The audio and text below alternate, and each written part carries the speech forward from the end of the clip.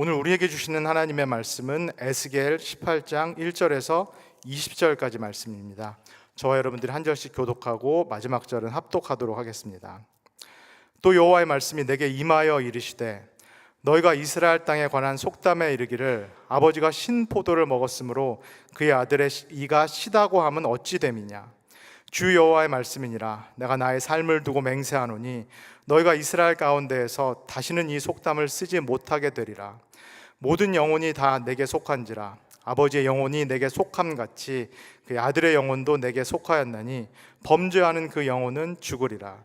사람이 만일 의로워서 정의와 공의를 따라 행하며 산 위에서 재물을 먹지 아니하며 이스라엘 족속의 우상에게 눈을 들지 아니하며 이웃의 아내를 더럽히지 아니하며 월경 중에 있는 여인을 가까이 하지 아니하며 사람을 학대하지 아니하며 빚진 자의 저당물을 돌려주며 강탈하지 아니하며 줄인 자에게 음식물을 주며 벗은 자에게 옷을 입히며 별리를 위하여 구워주지 아니하며 이자를 받지 아니하며 스스로 손을 금하여 죄를 짓지 아니하며 사람과 사람 사이에 진실하게 판단하며 내 율례를 따르며 내 규례를 지켜 진실하게 행할진대 그는 의인이니 반드시 살리라.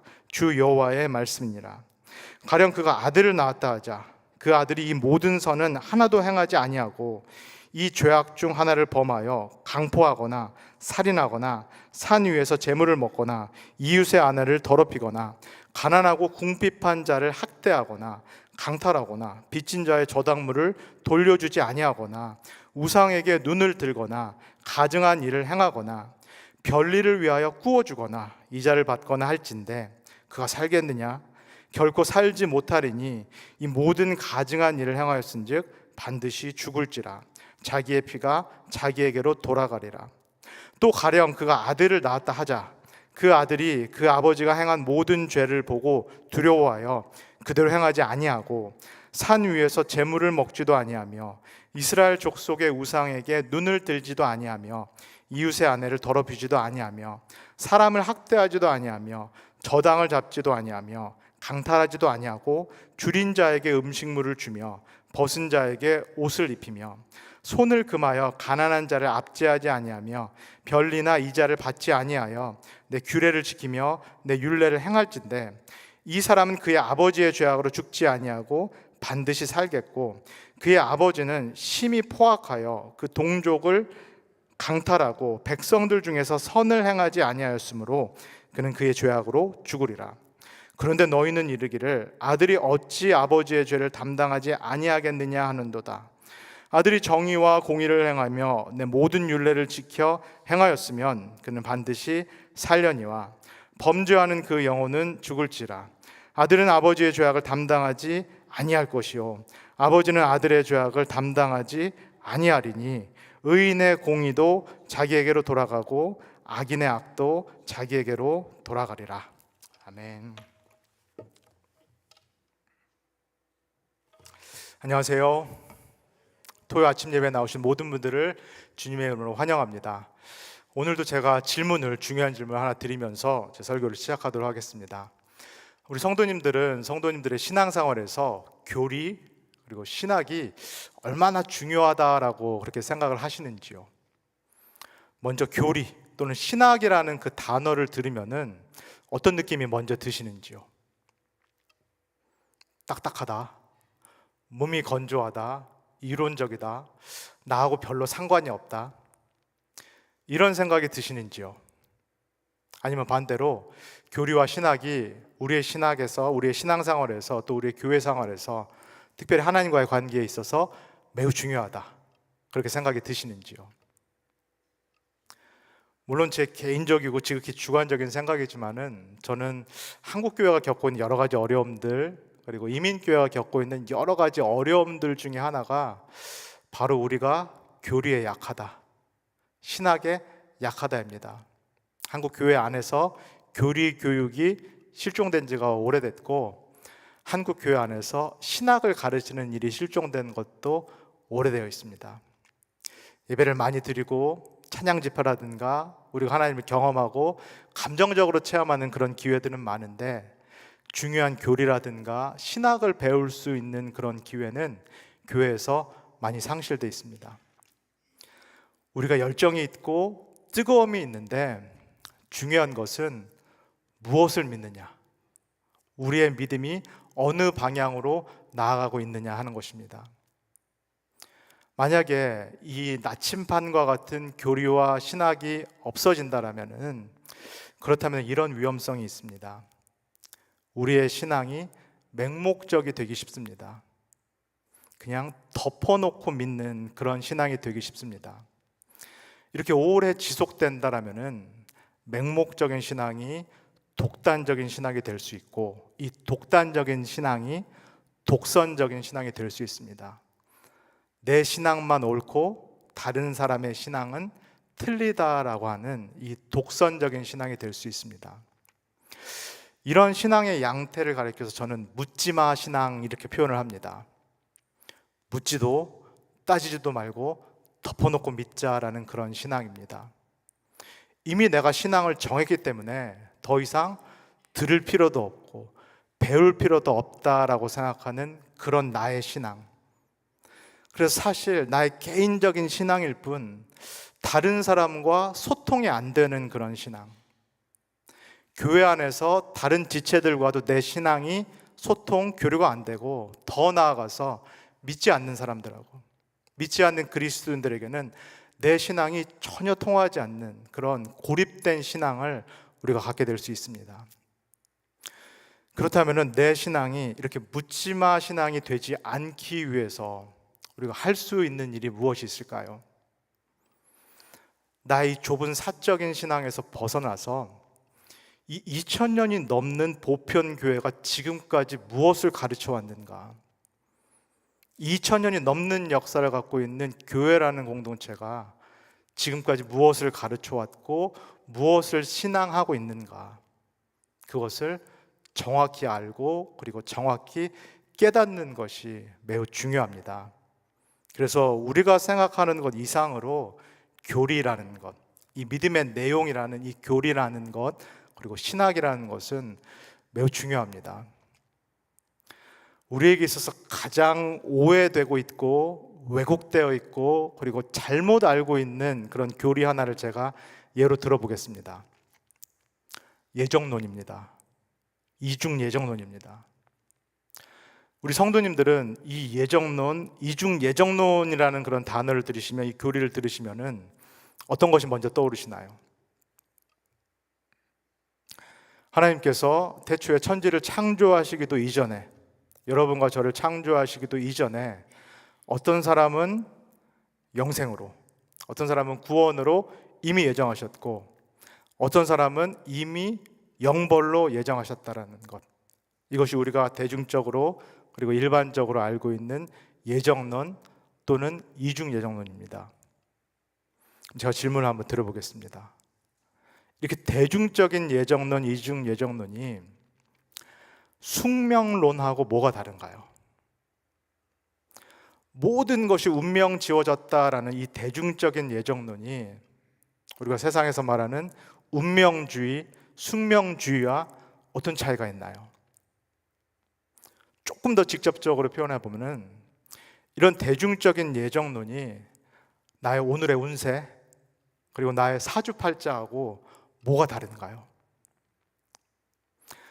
모든 것이 이미 다 결정이 돼 있다라면은 내가 판단하고 결정하는 이 선택은 나에게 있어서 그리고 하나님에 있어서 어떤 의미와 어떤 중요성이 있나요?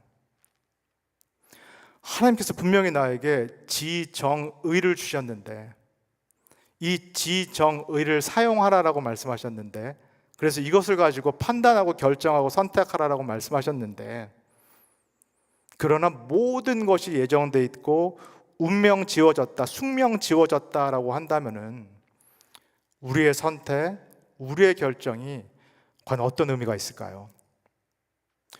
우리는 어떤 로봇이나, 그렇다면 인형이나 또는 꼭두각시 같은 어떤 그런 존재다라는 그런 이야기일까요? 오늘 함께 읽은 이 에스겔 본문 18장 1절에서 20절까지 긴 본문인데, 사실은 이 본문도 중요한 신학적인 주제, 신학적인 교리를 다루고 있습니다. 그래서 조금 어렵습니다. 그래서 다른 때보다도 더 집중해서 오늘 말씀을 같이 나누면 좋겠습니다. 먼저 우리 1절과 2절 한번 같이 읽겠습니다. 시작. 또 여호와의 말씀이 내게 임하여 이르시되 너희가 이스라엘 땅에 관한 속담에 이르기를 아버지가 신 포도를 먹었으므로 그의 아들의 이가 시다고 함은 어찌 됨이냐. 제가 기회가 있을 때마다 말씀을 드린 적이 있는데, 어떤 본문을 읽을 때, 오늘과 같은 말씀을 읽을 때 이 말씀이 하늘에서 갑자기 뚝 떨어진 말씀으로 읽지 말자. 모든 본문은 맥락이 있다라는 말씀을 드렸습니다. 크게 봤을 때 역사적인 맥락하고 신학적인 맥락, 그 다음에 문학적인 맥락이 있습니다. 이 세 가지 맥락 중에서 우리가 먼저 파악해야 되는 것, 제일 중요한 것은 역사적인 맥락입니다. 그렇다면 오늘 함께 읽은 이 본문 말씀은 어떤 역사적인 맥락에서 들려온 하나님의 말씀인가요? 이 말씀이 오늘 이 아침에 우리에게 직접적으로 내려주신, 하늘에서 뚝 떨어지는, 우리에게 하시는 그런 하나님의 말씀인가요?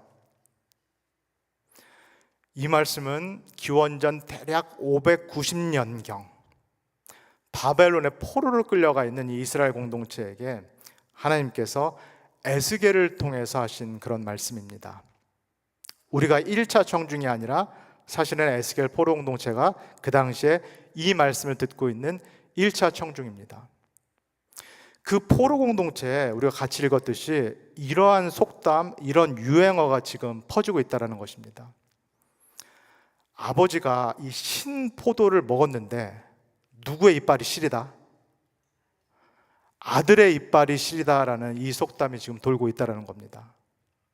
신포도를 먹은 사람은 아들이 아니라 아버지인데, 그래서 상식적으로 생각하면 아버지의 이빨만 시린 게 맞는데, 이 신포도를 먹지 않는 아들, 심지어는 신포도주를 먹지 않은 그 손주의 이빨까지도 시리다라는 그런 속담이 지금 이 포로 공동체 사이에서 돌고 있습니다. 이 속담의 의미가 무엇인가요? 중요한 거는 왜 하필 이 상황에서 이 속담이 이 포로 공동체 사이에서 지금 회자되고 있을까요? 우리 출애굽기 20장 5절에서 6절을 한번 같이 읽겠습니다. 시작. 그것들에게 절하지 말며 그것들을 섬기지 말라. 나 내 하나님 여호와는 질투하는 하나님인즉 나를 미워하는 자의 죄를 갚되 아버지로부터 아들에게로 3, 4대까지 이르게 하거니와 나를 사랑하고 내 계명을 지키는 자에게는 1000대까지 은혜를 베푸느니라. 지금 이 에스겔 포로 공동체에서 퍼지고 있는 이 속담은 말 그대로 세상적인 속담입니다. 근데 이 세상적인 속담은 이스라엘이 갖고 있는 신학, 그리고 그들의 신앙의 어떤 일부분과 이렇게 연결이 되어 있습니다. 하나님께서 이스라엘 백성들을 출애굽하시고 시내산 밑에서 그들과 언약을 맺으셨고, 그리고 그 언약과 함께 이스라엘 백성이 지켜야 될 율법과 규례를 주셨습니다. 이 언약 관계 안에서 이 이스라엘 백성이 율법과 규례를 지킬 때에는 이 질투하신 하나님이 어떻게 하신다? 지켰을 때에는 이들을 축복하시고 상을 주신다. 반대로 이 율법과 규례를 지키지 않았을 때에는 그 사람을 처벌하시는데, 이 하나님이 질투하시는 하나님이기 때문에 누구까지 처벌한다?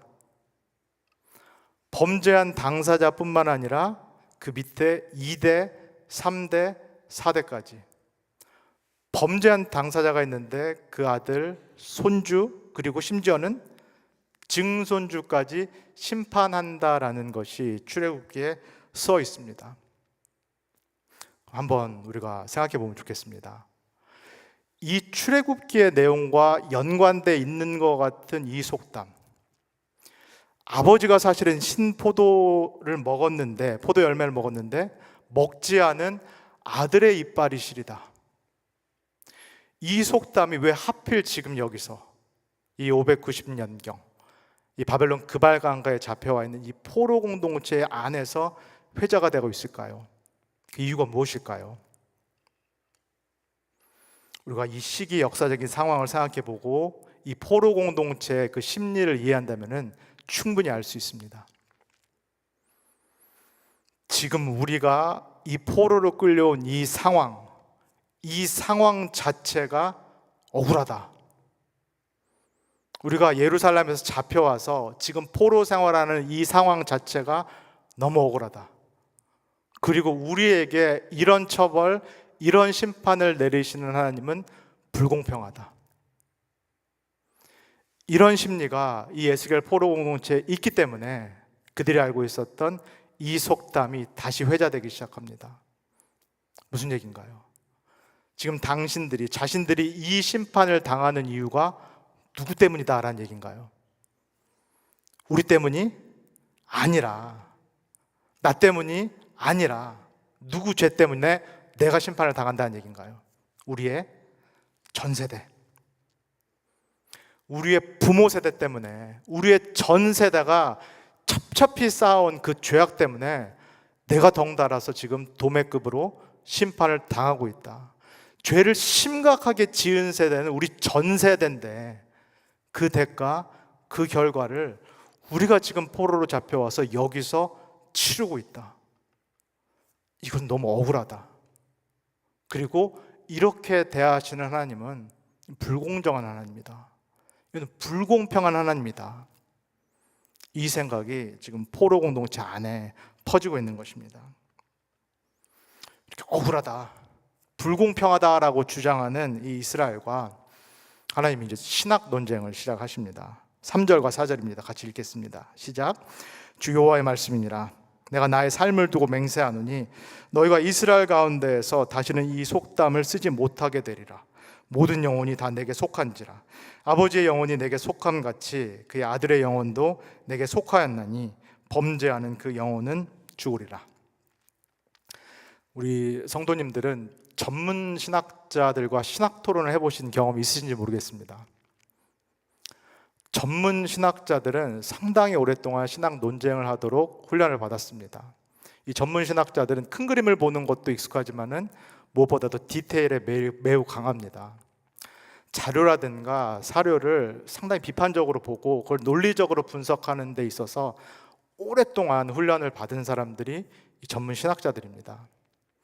그래서 전문 신학자들과는 함부로 신학 논쟁을 벌이면 안 됩니다. 그렇다면은 이 전문 인간 신학자들보다도 훨씬 뛰어난 최고의 신학자다라고 할 수 있는 하나님과는 우리가 어떻게 해야 될까요? 이 하나님과의 신학 논쟁에는 함부로 참전해서는 안 됩니다. 그런데 지금 이 이스라엘 공동체와 하나님이 이제 신학 논쟁 변론을 시작하십니다. 억울하다, 우리가 당하는 것은 우리 죄가 아니라 사실은 전 세대가 쌓아온 그 죄의 결과를 우리가 지금 당하고 있는 건데, 그래서 우리가 지금 포로로 끌려온 건데 이건 너무 억울하다. 그리고 우리까지 묶어가지고 처벌하신 하나님 불공평하다. 이렇게 포로 공동체가 주장하고 있습니다. 하나님께서 말씀하십니다. 그러나 나는 이스라엘 전체를 판단하고 심판할 수 있는 권리도 있고, 나는 이스라엘 전체 세대를 판단할 수 있는 권리도 있고, 나는 그걸 나눠서 이스라엘의 각 세대마다 판단하고 심판할 권리도 있다. 그리고 더 중요한 것, 너희들 한 사람 한 사람이 누구에게 속해 있다? 너희의 영혼이 다 한 사람 한 사람 나에게 속해 있다. 나에게 속해 있는 이스라엘이라는 국가 민족 전체를 내가 심판할 수 있는 것처럼 개개인이 나에게 속해 있기 때문에 이 개개인의 영혼도 내가 다 각각 심판할 수 있다라고 하나님께서 말씀하고 계십니다. 제가 말씀드린 것처럼 이 최고의 신학자다, 또 최고의 변론가다라고 할 수 있는 이 하나님과의 신학 논쟁에는 함부로 참전하지 않는 게 좋습니다.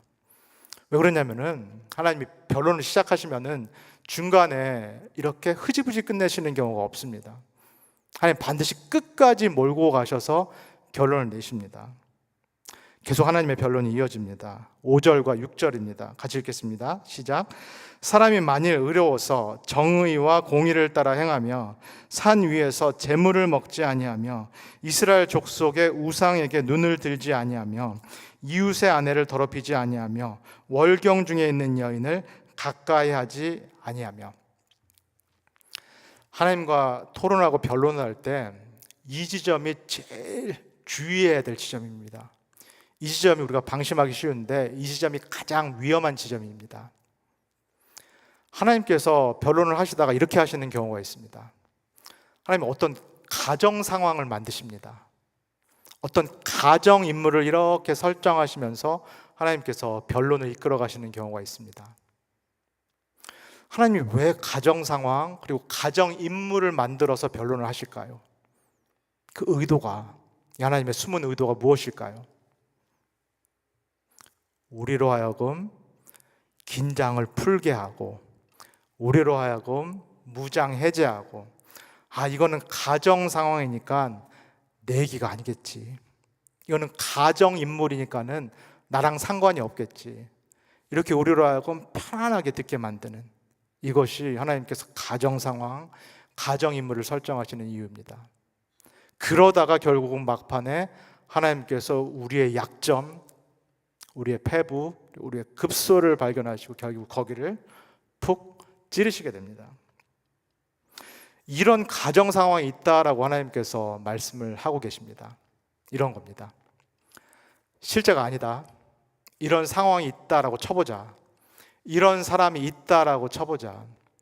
사실은 많은 사람들이 나를 신앙한다, 나에게 예배한다라고 말하지만 뒤에서 다 우상 숭배하고 있지 않니?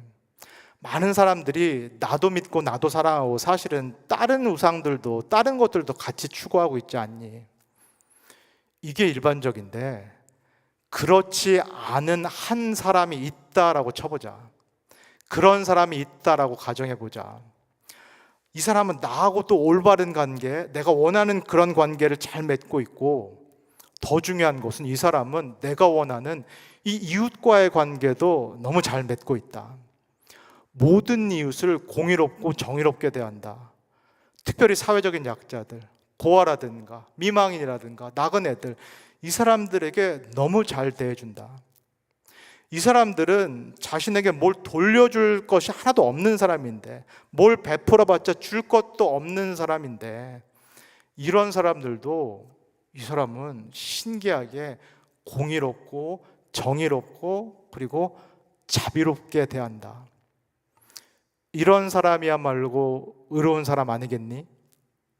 그러면은 내가 이런 의로운 사람을 어떻게 대하는 게 맞겠니? 하나님께서 이런 가정 상황을 가지고 포로 공동체에게 말씀을 하고 있는 동안에 포로 공동체가 어떤 생각을 했을까요? 이런 사람이 정말 있다라면 하나님이 이런 사람은 뭘 주시는 게 맞다? 복을 주시는 게 맞다, 상을 주시는 게 맞다라고 생각합니다. 동시에 이 의로운 사람과 자기 자신을 어떻게 할까요? 동일시합니다.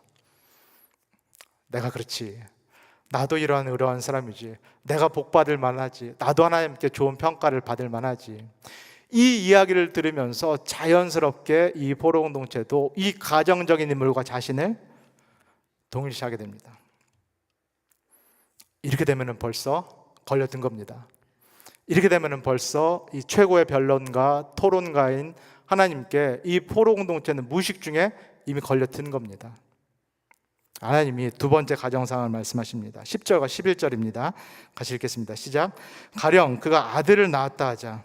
그 아들이 이 모든 선을 하나도 행하지 아니하고 이 죄악 중 하나를 범하여 강포하거나 살인하거나 산 위에서 재물을 먹거나 이웃의 아내를 더럽히거나 또 가난하고 궁핍한 자를 학대하거나 강탈하거나 빚진 자의 저당물을 돌려주지 아니하거나 우상에게 눈을 들거나 가장한 일을 행하거나. 이미 걸려들었는데 무방비 상태로 이제 하나님의 두 번째 사례, 두 번째 케이스를 이 포로 공동체가 듣게 됩니다. 제가 설명을 길게 드리지 않아도 이 공동체가 이 두 번째 케이스, 첫 번째 의롭고 선한 아버지가 있고 그리고 그 아들에 대한 사례를 하나님께서 가정적으로 말씀하시는데, 이 두 번째 사례를 들으면서 포로 공동체가 어떤 생각을 했을까요? 어떻게 이런 일이 있을 수 있지? 분명히 그 아버지를 보고 자랐을 텐데, 이 의로운 아버지가 하나님과 어떤 관계를 맺고 사는지를 봤을 테고 이웃을 어떻게 대하는지를 분명히 이 아들이 봤는데 어떻게 이 아들은 아버지하고 반대로 살지? 어떻게 이 아들은 하나님께서 원하시지 않는 우상숭배를 버젓이하고, 어떻게 이 아들은 의로운 아버지를 두고 있음에도 불구하고 이웃들을 억압하고 착취하고 어떤 그런 삶을 살고 있지? 어떻게 이런 의로운 아버지 밑에서 이런 불의한, 이런 악인 같은 아들이 나왔지? 이런 생각을 자연스럽게 하게 됩니다. 그러면서 또 어떤 생각에 이르게 되나요? 만약에 그런 악인이 있다면 어떻게 된다? 하나님이 심판을 하시는 것이 공정하다. 하나님께서 그런 악인은 처벌하는 것이 공정하다. 그러면서 동시에 이 포로공동체는 어떤 생각을 할까요? 나는 이와 같은 악인이 아니다. 나는 첫 번째 그 의로운 아버지 같은 삶이지. 그래서 지금 내가 당하는 거는 억울하고, 두 번째, 나는 이 의롭지 못한 불의한 악인은 절대 아니다. 그리고 이런 악인이 있다면은 하나님의 심판, 처벌을 받는 것이 공정하다. 이런 생각을 이 포로 공동체가 하게 됩니다. 이쯤 되면은 하나님께서 이렇게 포로 공동체를 이렇게 위해서 가지고 놀고 있는 지금 그런 상황입니다. 이미 변론, 이 토론은 게임이 끝난 그런 상황입니다. 그리고 하나님의 세 번째 케이스가 등장합니다.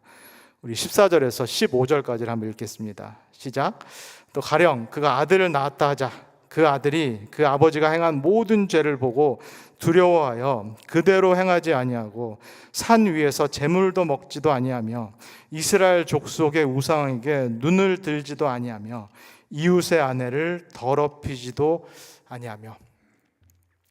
이 최고의 신학자 변론가 되신 하나님께서 이 포로 공동체를 위해서 이렇게 가지고 놀고 계시는 것이 이렇게 보이시나요? 하나님께서 이 이스라엘 공동체, 아니 아버지가 신포도를 먹었는데 왜 아들의 이빨이 시려야 됩니까? 죄를 진 것은 아버지인데 왜 죄를 짓지도 않은 우리가 이 고통을, 이 포로 공동체의 상황을 겪어야 됩니까? 너무 억울합니다. 그리고 하나님께서 이렇게 하시는 거, 하나님 불공평합니다. 불공정합니다. 이 포로 공동체가 이런 주장을 하면서 변론이 시작됐습니다. 그리고 하나님께서 첫 번째 의로운 한 사람 가상인물을 이렇게 상정을 하셨고, 그 다음에 두 번째 이 의로운 사람부터 나온 이 불의한 그런 아들의 케이스를 상정을 하십니다. 포로 공동체는 자기 자신을 의로운 케이스하고 동일시켜서 우리는 축복을 받아야 된다, 우리는 상을 받아야 된다라고 생각을 하고 있었고, 그 다음에 두 번째 나오는 불의한 아들 케이스는 이건 우리 얘기가 아니다, 내 얘기가 아니다라고 그렇게 주장하고 있는 상황입니다. 그러나 하나님께서 마지막 세 번째 케이스를 통해서 이렇게 말씀하십니다. 이런 상황이 있다라고 또 가정해 보자. 지금까지 들은 이 집안에 3대째 손자가 나왔는데, 이 손자도 신기하게 아버지, 이 불의한 아빠를 닮은 것이 아니라 누굴 닮았다? 할아버지를 닮았다. 이 손자는 의로운 할아버지를 닮아서 이 손자는 할아버지와 똑같이 나와 올바른 관계를 잘 맺고 있고, 그리고 이웃과도 올바른 관계, 내가 원하는 그 삶을 실제로 살아가고 있다. 그렇다면 내가 어떻게 하는 것이 옳겠는가? 이렇게 3대가 있는데, 3대 각 개인이 있는데, 이 사람들을 내가 어떻게 대하는 것이 너희들 말대로 옳고 공정하겠는가? 이렇게 되면은 포로 공동체가 좋건 싫건 어떤 결론을 내릴 수밖에 없나요? 하나님께서 이 의로운 이 할아버지와 3대 손주는 하나님의 약속대로 복 주시고 축복하시고 영생을 선물로 주시는 게 옳고, 의롭지 못한 두 번째 아들, 이 아들 하나님께서 벌하시고 심판하시는 것이 옳고 공정하다라는 그 결론을 이 포로 공동체가 받아들일 수밖에 없습니다. 그 이야기는 이 포로 공동체가 지금 심판을 당하고 있는데, 사실은 예루살렘에서 떠나와서 이 바벨론 땅에서 심판을 당하고 있는데, 이 심판이 누구 때문이다라는 얘기인가요? 포로 공동체는 이거는 내 잘못이 아니다, 이거는 내 부모 세대, 전 세대의 잘못 때문에 내가 지금 심판을 당하고 있다라고 믿었는데, 지금까지 따라온 이 결론을 어쩔 수 없이 받아들이면 지금 내가 겪고 있는 이 심판은 누구 잘못 때문이다? 내 잘못 때문이다, 우리 잘못 때문이다라는 그 결론을 이 포로 공동체가 받아들일 수밖에 없게 되는 것입니다. 변론이 맞춰집니다. 하나님이 마지막 결정타를 날리십니다. 우리 19절에서 20절까지 한번 읽겠습니다. 시작. 그런데 너희는 이르기를 아들이 어찌 아버지의 죄를 담당하지 아니하겠느냐 한도다. 아들이 정의와 공의를 행하며 내 모든 율례를 지켜 행하였으면 그는 반드시 살려니와 범죄하는 그 영혼은 죽을지라.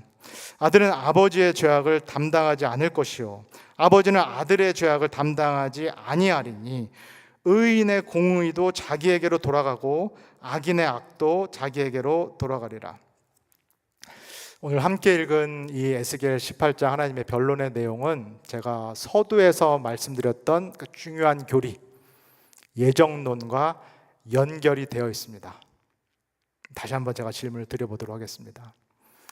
우리가 일반적으로 생각하는 예정론 또는 이중 예정론이라는 것이 세상에서 보통 말하는 숙명주의, 운명주의하고 어떤 점에서 다른가요? 똑같은 얘기인가요? 우리가 일반적으로 알고 있는 이중 예정론이 사주팔자라든가 운세라든가 운명과 어떤 차이가 있나요? 내가 과거, 현재 그리고 미래에 선택하는 이런 결정들이 사실상 중요하지 않고 아무 의미가 없다라는 이야기인가요?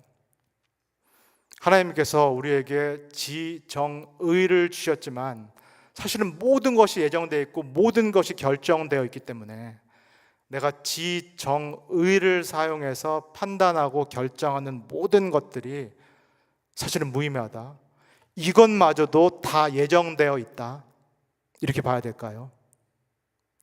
그 이야기는 우리가 어떤 인형, 어떤 로봇 또는 꼭두각시 같은 그런 존재임을 의미하는가요? 그렇지 않습니다. 결코 그렇지 않습니다. 예정론, 이중 예정론이라는 것은 우리가 세상에서 알고 있는 운명주의라든가 숙명주의라든가 오늘의 운세라든가 사주팔자와는 아무 관계가 없는 교리입니다. 예정론, 이중 예정론의 핵심은 우리가 신앙하는 하나님께서 절대적으로 자유로운 주권을 갖고 계시다라는 것을 밝히기 위한 그런 교리입니다.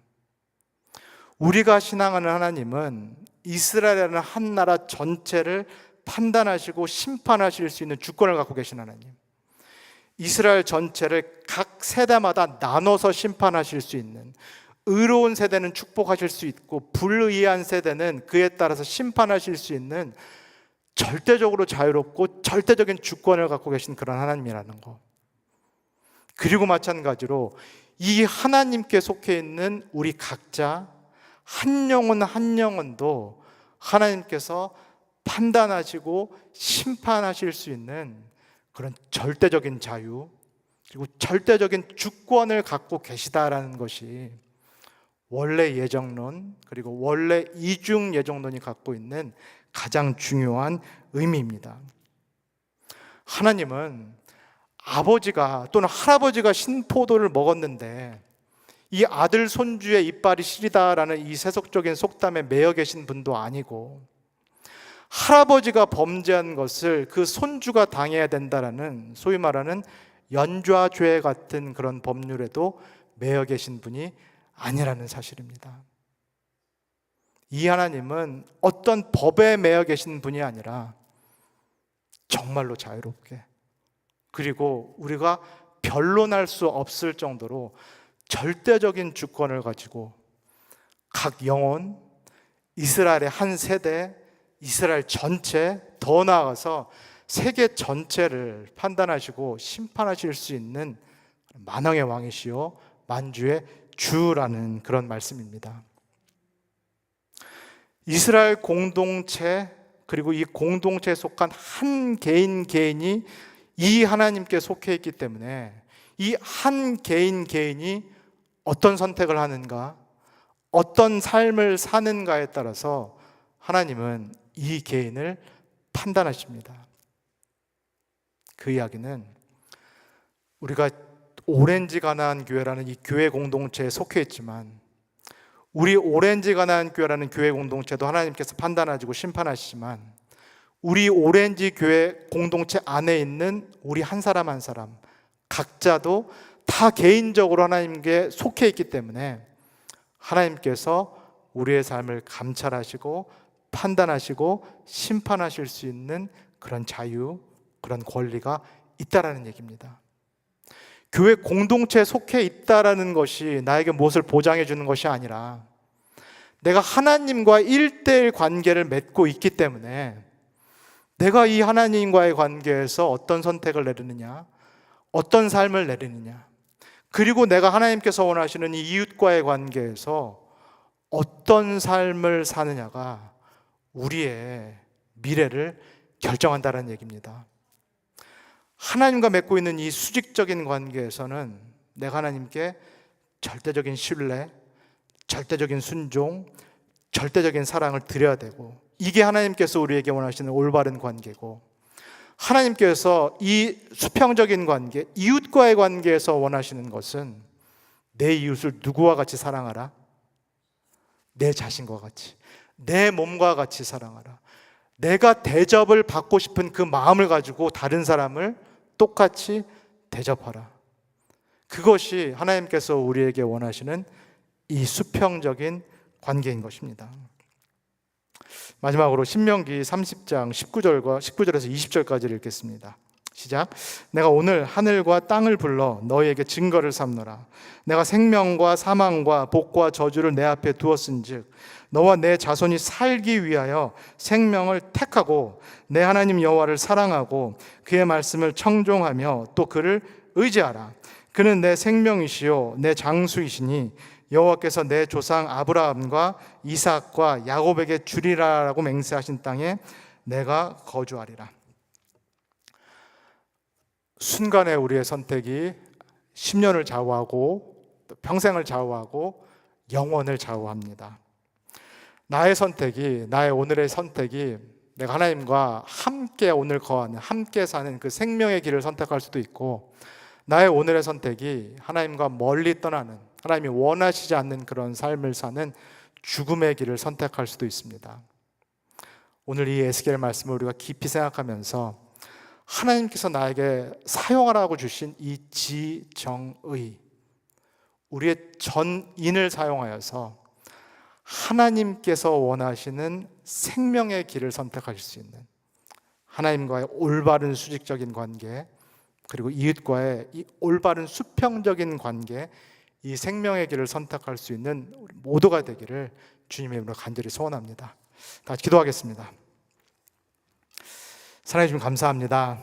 하나님, 에스겔 공동체와 같이 우리에게도 선택이 있고 우리에게도 자유가 있습니다. 그리고 하나님, 우리에게도 두 갈래 길이 있습니다. 생명의 길이 있고 또 죽음의 길이 있습니다. 하나님, 그리고 내가 어떤 길을 선택하느냐에 따라서 내 운명이 결정이 납니다. 하나님, 우리로 하여금 죽음의 길을 택하지 않게 하옵소서. 우리로 하여금 하나님과의 올바른 관계, 그리고 그것보다 더 중요하다라고 말할 수 있는 이웃과의 올바른 관계를 맺어서 하나님께서 원하시는 생명의 길로 오늘도 나아갈 수 있도록 우리를 축복하여 주시옵소서. 감사드리며 예수님의 이름으로 기도합니다. 아멘. 주기도문 하시고 각자 기도하도록 하겠습니다. 하늘에 계신 우리 아버지여, 이름이 거룩히 여김을 받으시오며 나라에 임하옵시며 뜻이 하늘에서 이룬 것 같이 땅에서도 이루어지이다. 오늘날 우리에게 일용할 양식을 주옵시고 우리가 우리에게 죄진 자를 사하여 준 것 같이 우리의 죄를 사하여 주옵시고 우리를 시험에 들게 하지 마옵시고 다만 악에서 구하옵소서. 나라와 권세와 영광이 아버지께 영원히 있사옵나이다. 아멘.